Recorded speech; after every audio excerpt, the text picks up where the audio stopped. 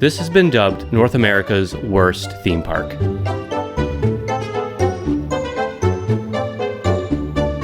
And this may be its last season. I used to come here as a kid, and like most locals, I have fond memories of this place. And we can all sing along to the TV commercials. I don't need to play the audio for you to know exactly how this jingle goes. But over the years, Marineland in Niagara Falls, Canada has been embroiled in controversies, had several animals die in its care, and after decades of criminal charges, the park was finally found guilty in early 2024. And even today, as I make this video, the province's animal welfare services have an ongoing investigation about the water quality in the marine tanks. This once popular and socially acceptable theme park is now just a shell of its former self. Shortly after it opened for the season in late June, I went to find out what's left at Marineland.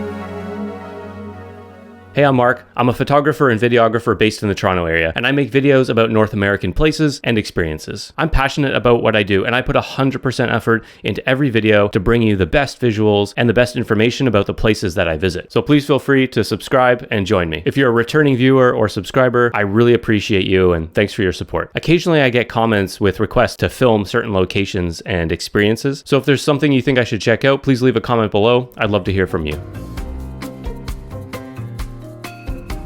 12 days had passed since Jeff the lion was last seen swimming in his enclosure at Marineland. That was until a 9-year-old boy spotted a sea lion swimming in the Niagara River near Niagara-on-the-Lake. Incredibly, after escaping from the park, the sea lion made its way to the Niagara River and went over Niagara Falls. Even more incredibly, the sea lion not only survived, but seemed to be in relatively good health as it swam, hunted for fish, and played in the water. Shortly after it was spotted, the sea lion was recaptured by the owner of Marineland, John Holler, but not before it managed to take a bite out of his arm. This was not the first nor the last of John Holler's troubles with his beloved Marineland.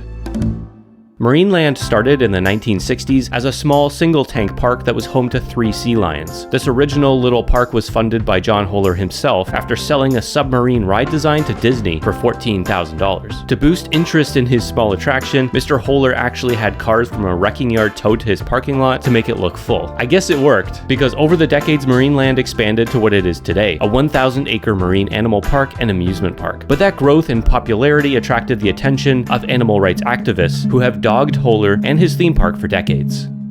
Over the years, Marineland has been charged several times with varying animal cruelty crimes. Plus, there's been an endless number of rumors about animals going missing, mass grave sites on the property, and so on. I'm not an activist, and I don't support Marineland. I'm somewhat neutral on this topic because I'm not an expert, nor do I have all the facts. Of course, I think it's wrong to keep animals in captivity, and thankfully, places like Marineland are quickly becoming a thing of the past. But I can't just speak badly about Marineland, nor can anyone else, because at one time, no one thought this type of park was troubling. At one point, and not that long ago I might add, Marineland was booming, and the live shows were packed with people eager to see the seals, dolphins, and killer whales perform. So it's not right for us to hate on Marineland when we were all kind of complicit in its success. Now, I haven't been to Marineland in years, and in the last few, it seems the marine animal park has hit its roughest patch yet. It was questionable whether or not the park would even reopen for the 2024 season. But after the sale of the park to a new owner, the park has reopened. So I went to Marineland out of curiosity to see what state the park and its animals are in.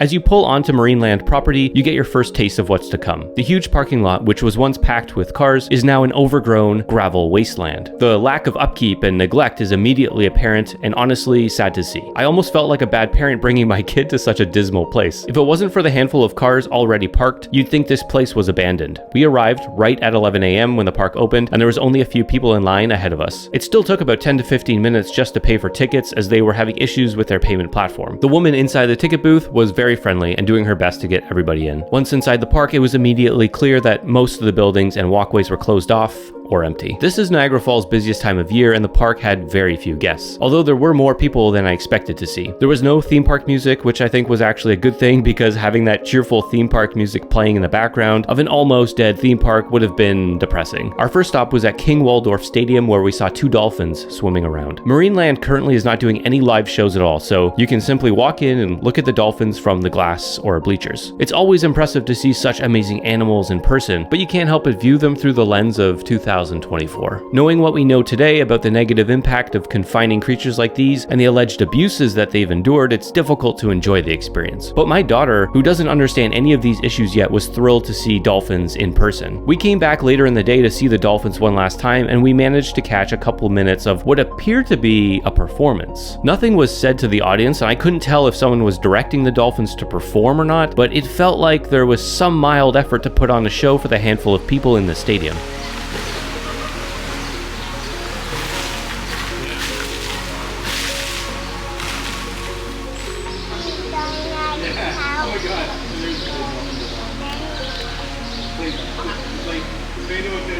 One seal came out and played in the water for a while, and then was eventually lured backstage by a trainer with a fish.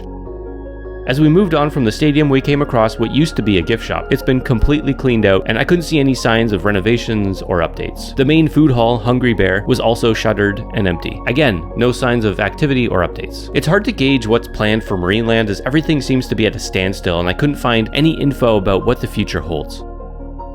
We continued along the expansive walkway, which seemed comically enormous given how empty the park was. We made our way to Friendship Cove, which is one of the more famous areas, and everyone knows the name from the locally famous TV commercials. Was it called Arctic Cove previously? That's what they call it in one of the TV spots, but it's Friendship Cove now? Here's where we get to see what's left of the beluga whales. These mammals have been at the center of a lot of controversies, and I totally get it. Like the dolphins, they're highly intelligent, and you can sense that right away. They all seem to take turns coming to the surface, sticking one eye out of the water and sizing up the guests. Just the way they look at you, I don't know what it is, but you can sense their intelligence. There just seems to be like more happening up there than with other animals. But again, it's amazing, but also kind of unsettling and hard to enjoy the experience. I found myself just feeling bad for them. However, as a dad, I love that I get a different perspective through my daughter. Like the dolphins, she doesn't understand any of these issues yet, and she was just mesmerized by these beautiful creatures. We moved on from Friendship Cove and headed to Polar Splash, which is the only other thing at Marineland that's open. This splash pad, like everything else, is looking a little dated and weather-beaten, but the restrooms and changing facilities were very clean and well kept, which was nice to see. There were several small slides open, which obviously all the kids went nuts for. My daughter had a ton of fun whipping down the slides over and over and over again.